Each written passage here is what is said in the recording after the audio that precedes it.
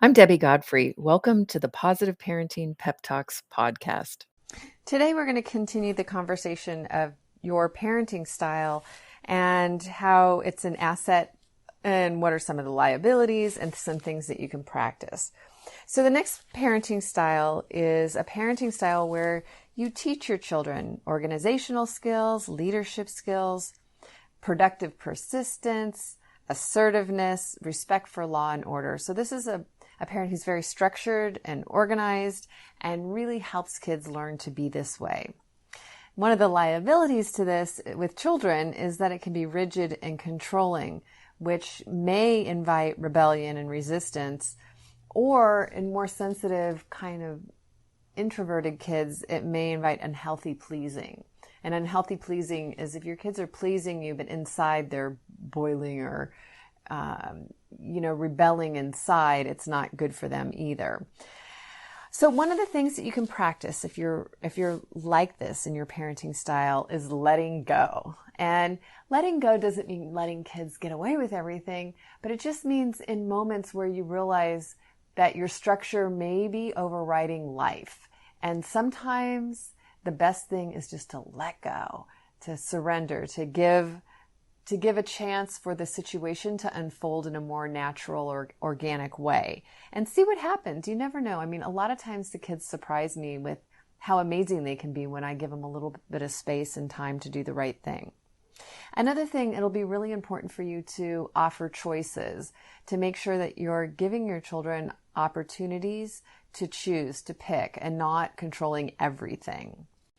And another thing that'll be really important is to ask what and how questions. What could you do differently?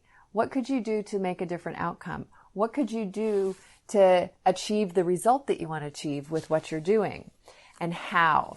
How could you do that differently? How could you make that happen in a way that everybody wins? How can you play so that you're able to have fun but not interfere with the other people around you?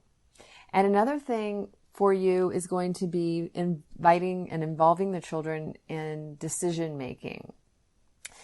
Because often when you're a very organized, structured, leadership, productive type of parent, you're making everything happen and the kids miss out on the opportunities to get to make decisions, to get to participate in the format, the structure, the organization of the family. And so they're missing an opportunity to develop a sense of value or being a contribution in the family.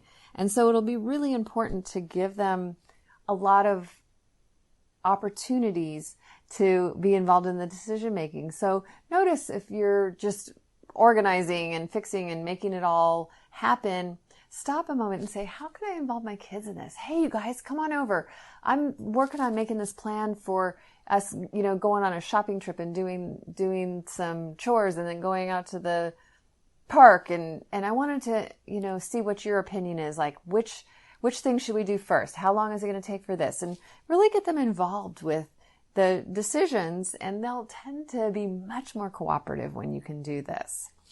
Have a great day. Happy parenting. I hope you enjoyed today's episode of the Positive Parenting Pep Talks podcast.